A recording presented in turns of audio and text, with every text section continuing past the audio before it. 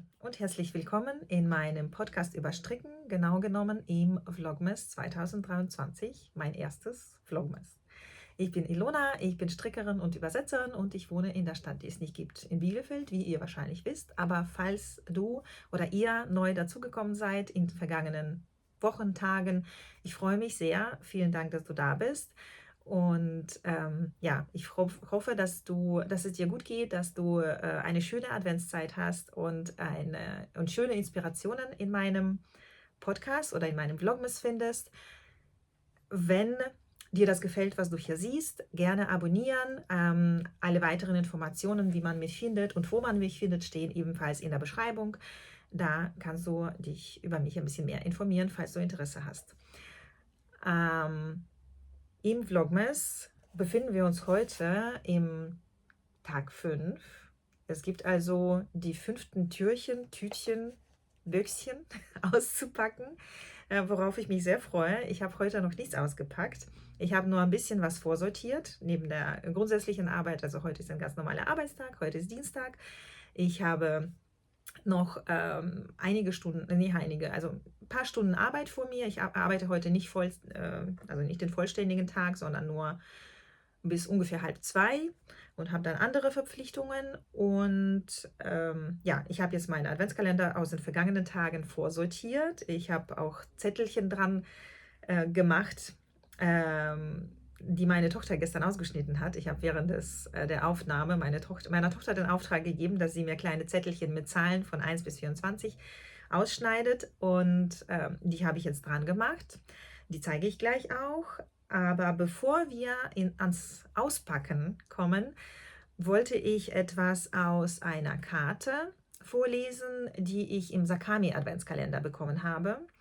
Sakami Jans ist, also hinter Sakami Jans steht eine Handfärberin. Ich weiß jetzt leider den Namen nicht mehr, aber ich kenne sie halt auch nicht persönlich. Das ist der Nachteil, wenn man mit ausländischen Handfärberinnen zu tun hat, die so schöne Farben machen oder Färbungen machen und so schöne Garne haben, dass man sich an die Namen noch schlechter erinnern kann, als an die Namen derjenigen, die man hier in der Umgebung, in der Strickumgebung in Deutschland trifft. Jedenfalls ist das eine Handfärberin, die auch mit Naturgarnen arbeitet. Sie hat viele Non-Superwash behandelte Garne. Ich bestelle schon zum 2. Jahr in Folge ihren Adventskalender, den ich unglaublich schön finde. Was das Garn angeht, finde ich ihren Adventskalender eigentlich am besten, weil das halt nicht Superwash behandelte Merino-Wolle ist sehr weich, aber nicht quietschig, wie also manche Superwash-Garne sein können. Nicht alle sind das, aber manche fühlen sich so für mein Empfinden, so ein bisschen quietschig an. Und diese von Sakami eben nicht. Und in ihrem Adventskalender gab es eben nicht nur Büchschen zum Auspacken, sondern auch viele verschiedene andere Sachen. Unter anderem einen handbestickten Fortschrittsmarkierer, dann ganz viele Karten, dann gab es noch Tees und so weiter. Und ich dachte, bevor wir heute die Türchen und Tütchen aufmachen, lese ich bzw. übersetze ich aus dem Stegreif aus einer ihrer Karten. Und zwar aus dieser Karte, die Färberin hinter Sakami Jans wohnt und färbt und arbeitet in Edinburgh, also in Schottland, in Großbritannien. Und das ist ein Bild, das eine schottische Landschaft zeigt. Und wie gesagt, sie hat mehrere Karten geschickt und sie sind auf der anderen Seite, sind alle unterschiedlich und auf der anderen Seite sind sie bedruckt und zwar so, wie eine alte Schreibmaschine halt gedruckt hat, also eine mechanische Schreibmaschine noch. Ich weiß gar nicht, gab es elektrische? Ich glaube schon. Ich habe übrigens Tippen auch mit einer richtigen mechanischen Schreibmaschine gelernt. Also das, was ich als erstes getippt habe, sah also ungefähr so aus, nur war es nicht in Englisch. Das war noch in einem anderen Land, in der 3., 4. Klasse ungefähr muss das gewesen sein. Also zu dem Kärtchen. Hier schreibt sie sinngemäß, also ich übersetze nicht alles, aber so ungefähr alles. Meine liebe Handarbeitsfreundin oder lieber Handarbeitsfreund, Schottlands Farben haben mein Herz mit Wunder gefüllt oder erfüllt. Die Hügel, also diese bunten Hügel, erschaffen eine traumhafte Landschaft. Die Seen, also die schottischen Lochs, die Seen schimmern in tiefen Blau- und Grüntönen. Die antiken Burgen und Schlösser erheben sich in den Himmel, ihre grauen Steine flüstern Märchen aus der Vergangenheit. Du würdest diese farbenfrohen Märchen und die reichhaltige Geschichte lieben. Das ist schön, denke ich. Also für mich ist das schön. Ich hoffe, für euch war es auch so schön. Eigentlich sollte man ja, naja, dem Zuhörer nicht vorsagen, was er fühlen sollte. Ja, also für mich hat sich das sehr schön angehört und ich liebe Schottland. Ich war in Schottland einmal bisher, eine Woche lang ungefähr, und ich habe es geliebt. Es ist wirklich, also die Schlösser und Burgen, das viele Wasser, die Natur, diese weitläufigen, schmalen Straßen, alles. Also es hat mir wirklich sehr, sehr gut gefallen. Und nun können wir anfangen auszupacken. Ja. Wir fangen mit Sakami an. Es wird gleich wieder knistern. Also bei Sakami noch nicht, aber bei anderen. So, das ist also Nummer 5. Und jetzt, ui, ich zeige es euch. So sieht das aus, wenn ich es aufmache und sehe. Das sieht jetzt dunkler aus, als es für mich so ein bisschen aussieht. Ich muss mal wieder meine Beleuchtung von vorne einschalten. So, nochmal zeigen. Ja, also es ist, scheint schon sehr dunkelgrau oder fast schwarz, also so grau-schwarz zu sein. Gefällt mir aber nicht trotzdem, sondern gefällt mir einfach sehr gut. Alle Sakami-Stränge gefallen mir wirklich sehr gut. Ja, und genau das, also ich habe ja gesagt, ich mag diese Art zu färben von ihr, dass der gesamte Strang fast ungefähr in einer monotonen Färbung ist. Natürlich sieht man die Übergänge. Und dann ist halt eine Stelle im Strang sichtbar anders und das ergibt dann halt so sporadische Muster beim Verstricken. Die anderen Sakami-Garne habe ich bei meinem Desperate Housewife Cardigan, den ich ja stricke. Und ich brauche den nächsten Strang bald tatsächlich, weil ich nämlich schon am Verstricken des 4. Stranges bin. So, ich zeige, wie weit ich gekommen bin. Gestern habe ich ja schon gezeigt, dass ich angefangen habe. Jetzt bin ich logischerweise mitten in der Reihe. So, ich stricke und ich bin bei dem, so sieht man es natürlich nicht, doberweise. Ich versuche mal eine unverfängliche Stelle zu finden, wo auch das Zippen und Zehren nicht gefährlich ist. So, ich bin bei 1, 2, 3. Mit dem 4. Strang, Ministrang habe ich angefangen, heute früh beim ersten Kaffee, aber weit bin ich noch nicht. Also ich habe gerade eine Reihe gemacht mit dem 4. Strang, der so ausgesehen hat. Und ja, die anderen 3 könnt ihr in den vergangenen Folgen sehen, beziehungsweise hier habe ich sie ja gezeigt. Und jetzt würde so ein dunkler Strang kommen, der trotzdem passt. Ja, ja. Ich freue mich sehr auf das Verstricken. Und natürlich ist bei diesem Cardigan, also ein paar Worte zum Cardigan. Es ist vorwiegend glatt rechts. Zwischendurch gibt es Zunahmen. Das ist eine, also aus meiner Sicht, etwas besondere Art von Rundpasse. Es wird nicht gleich verteilt zugenommen. Ja, also es ist eine ganz interessant anders verteilte Zunahmesystematik bei Melanie Berg, die Designerin ist von diesem Cardigan oder von dieser Anleitung. Ich bin gespannt, wie es ausfällt am Ende, weil im Moment habe ich das Gefühl, das Ganze wird mir ein bisschen zu groß. Das passiert mir leider meistens, wenn ich wenn ich meine Größe, meinen Brustumfang nehme und danach die Größe bestimme und dann diese Größe stricke, dann wird mir fast immer also hier die Passe zu groß, weil ich glaube, ich habe für meine Oberweite ja, schmalere Schultern und dann ist das hier halt mir immer hier zu groß und hier zu eng. Ja, beziehungsweise wenn ich es richtig nehme, hier für die Oberweite, für den Brustumfang, dann wird mir das überall sonst zu groß.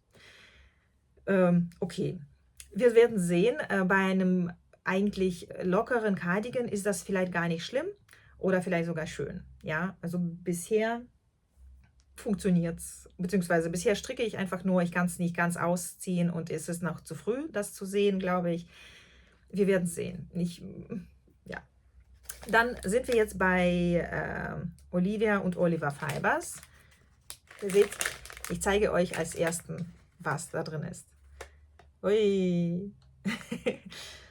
Das ist jetzt nicht meine Lieblingsfarbe, muss ich sagen, aber das ist natürlich trotzdem eine sehr schöne Farbe. Also ich finde die Farbe so zum Angucken sehr schön, zum Tragen, ich trage sowas nicht. Aber wir werden sehen. Ich habe jetzt zumindest, ich zeige mal, was ich sonst schon habe.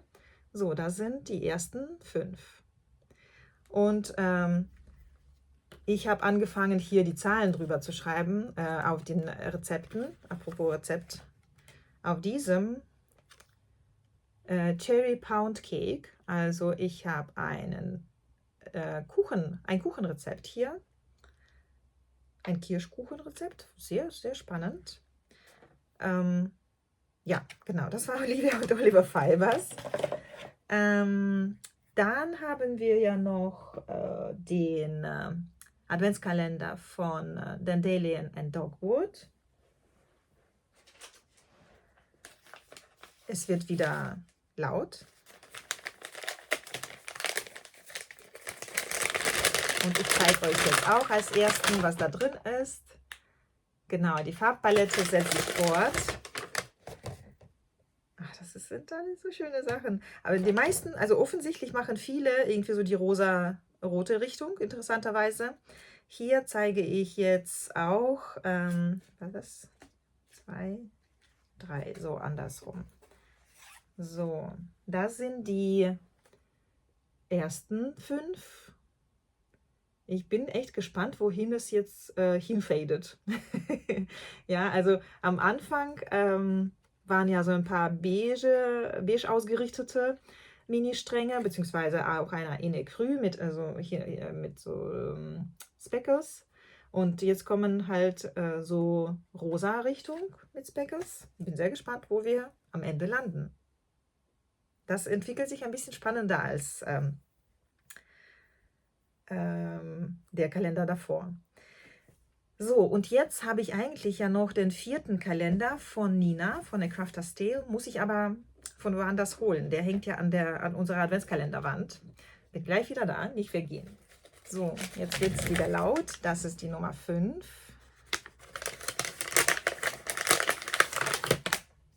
Man sieht nichts.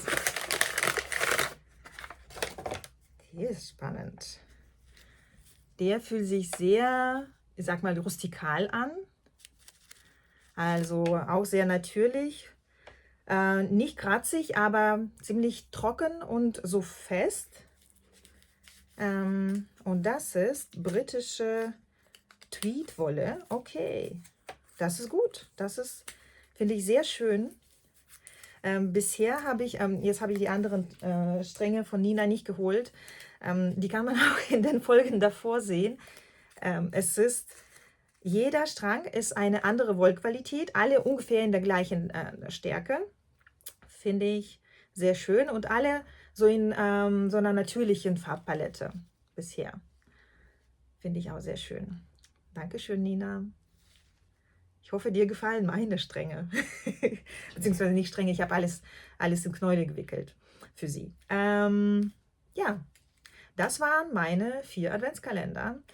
Ich bringe euch vielleicht noch auf den neuesten Stand in Bezug auf meinen Everyday Knit Skirt von Julie Joel. Also eigentlich mein ursprünglich angedachtes Adventskalenderprojekt, das jetzt einfach nur zu einem Adventsprojekt geworden ist, weil ich nicht aus dem Garn aus einem der Adventskalender stricke, sondern aus einem Garn, das ich schon hatte.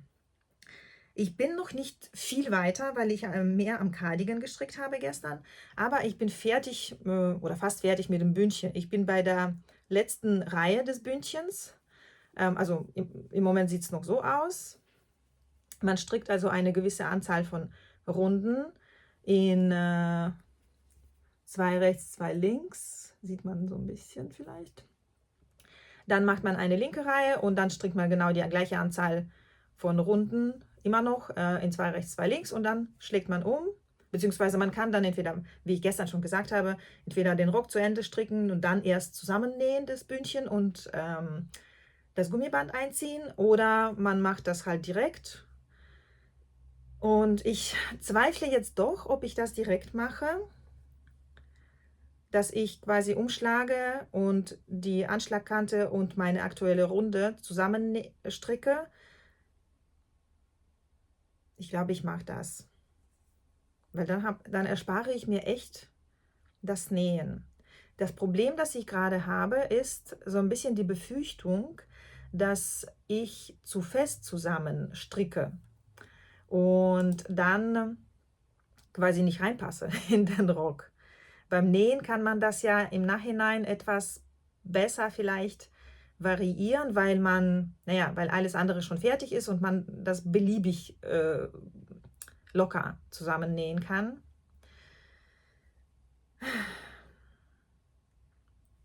Ich glaube, ich probiere das. Oder nicht? Ich weiß echt nicht, zweifle gerade.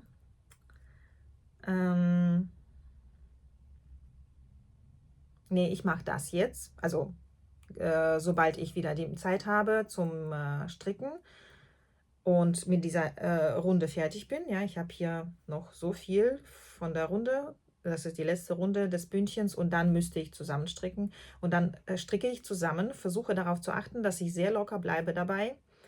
Und dann bin ich fertig mit dem Bündchen und kann quasi losstarten mit dem großen, weiten Rock.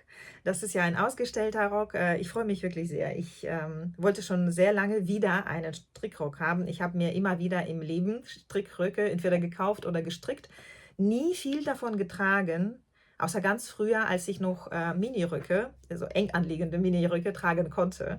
Da habe ich sowas schon häufig im Winter getragen, aber so ausgestellte Röcke nicht, weil irgendwie ist es dann manchmal schwierig, oben die richtige Ergänzung zu finden. Aber ich will unbedingt diesen Rock haben. Deswegen stricke ich ihn. Und die Wolle habe ich ja sowieso und sie sieht sehr schön aus. Das ist die Rolle von Quickstrick. Ein Merino Single von ihr. Genau. Das ist der Stand der Dinge. Ich habe noch an der Socke für meine Tochter weiter gestrickt, die ich gestern gezeigt habe. Ich schaue mal, ob ich heute noch mehr davon schaffe. Dann zeige ich euch die Ferse. Das ist also keine besonders besondere Ferse. Das ist eigentlich so die klassische Ferse, die wir alle, glaube ich, von unseren Omas gelernt haben. So ungefähr ist das die Ferse. Dann zeige ich sie und dann könnt ihr beurteilen, ob ihr auch so die Ferse macht. Genau, also würde ich jetzt erstmal wieder zurück an die Arbeit gehen und eventuell heute Abend nochmal was aufnehmen und hochladen. Nun ist es Abend und ich werde heute nicht mehr viel aufnehmen können, beziehungsweise quasi gar nicht mehr, außer jetzt die paar Minuten, die ich gerade aufnehme. Ja, der Tag ist vergangen. Ich habe gearbeitet, ich hatte einen Termin in der Stadt, der leider viel länger gedauert hat, als ich geplant habe. Und deswegen hatte ich nicht mehr so viel Zeit, wie ich mir erhofft hatte für den Spaziergang über den Weihnachtsmarkt. Ich bin einmal kurz durchgelaufen, habe ein paar Aufnahmen gemacht, die werde ich dann im Abspann zeigen. Ich hatte eigentlich ein Ziel, also bei dem Spaziergang. Ich wollte auch ein bisschen was trinken und essen dort, aber dann war halt die Zeit nicht mehr da. Ich hatte auch ein Ziel, bei einem Geschäft was zu erwerben, um den Adventskalender, den ich selber befühle, für meine Tochter weiter zu befüllen. Leider nichts gefunden. Aber wir sind ja noch ein paar Tage da. Ich werde bestimmt irgendwas finden und da in die Säckchen füllen. Heute werde ich wahrscheinlich nicht mehr viel stricken, also nicht mehr viel an meinen Adventsprojekten arbeiten können. Aber ich habe mir vorgenommen, 2 Projekte fertigzustellen, die mich ansonsten halt aufhalten, beziehungsweise die fertiggestellt werden müssen. Eins davon ist das Baumkostüm für meine Tochter für die Schulaufführung. Da muss ich nur noch die ja, so Ärmelabschluss, Saum, was auch immer, Ding machen. Ich werde einfach nur die Ärmel umschlagen, also so einen Tunnelzug machen und das Gummiband durchziehen. Per Hand zu nähen. Es macht mir zunehmend Spaß, per Hand einfach nur zu nähen. Das ist so ein bisschen wie Häkeln oder Stricken eigentlich, wenn das so monotone kleine Stiche sind. Und dann muss ich noch die Blätter hier oben irgendwo dran nähen. Die werde ich wahrscheinlich so komplett so am Rand quasi dran nähen, damit sie ihre Bewegungsfreiheit behält. Und dann stricke ich noch die zweite Mütze, die Watchcap zu Ende. Das ist die zweite für eine meiner Nichten, an der ich schon länger stricke. Die erste habe ich in 2 Tagen fertiggestellt. An dieser stricke ich, keine Ahnung, seit einer Woche, seit 10 Tagen. Aber ich bin fertig mit dem geraden Teil und muss nur noch die Abnahmen machen. Und dann dachte ich, okay, dann müssen die anderen Projekte halt warten. Ich mache das heute fertig, dann habe ich die Mütze fertig. In der Zwischenzeit habe ich auch quasi gar nicht mehr gestrickt. Ich habe nur angefangen, das Bündchen für meinen Everyday Knit Skirt zusammenzustricken. Also ich habe umgeschlagen und stricke gerade meine Anschlagkante mit der Live-Reihe zusammen. Das klappt bisher ganz gut. Ich werde versuchen, morgen das in Großaufnahme aufzunehmen, sodass ihr seht, wie ich es mache. Der Vollständigkeit halber sozusagen. Bin mir nicht sicher, ob ich es heute schaffe. Das geht natürlich recht langsam, weil dunkle Wolle, kleine Maschen, muss man schon aufpassen, was man da irgendwie zusammenstrickt. Aber man muss das ja zum Glück nur einmal machen. Das schaffe ich irgendwann. Ja.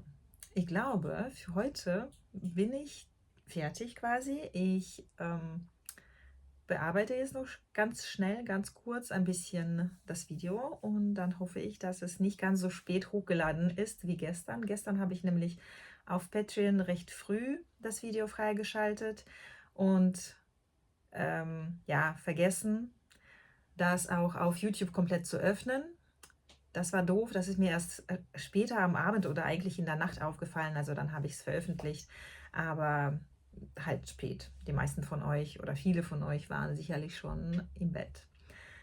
Ich hoffe, das klappt heute besser, aber ich finde, es ist schön und disziplinierend und bringt mich weiter, dass ich jeden Tag aufnehme und also ich glaube, das ist ja quasi handwerklich, was Aufnahmen und Podcasten angeht, gar nicht verkehrt, dass ich das Vlogmas mache. Auch grundsätzlich was, ja, so ein Blick dafür, was man vielleicht aufnehmen möchte, schult es ein bisschen. Also ich finde es lehrreich. Ich hoffe, ihr findet das aber inspirierend oder unterhaltsam oder entspannend oder was auch immer ihr bei solchen Videos sucht. Und für heute würde ich mich jetzt verabschieden. Ich wünsche euch noch einen schönen Abend oder einen schönen Tag, wenn ihr erst morgen guckt, wenn ihr guckt. Ich freue mich immer darüber, dass ihr schaut, egal zu welcher Zeit. Wenn ihr noch nicht abonniert habt, gerne hier drunter abonnieren und wiederkommen. Und ansonsten sehen wir uns morgen wieder. Tschüss.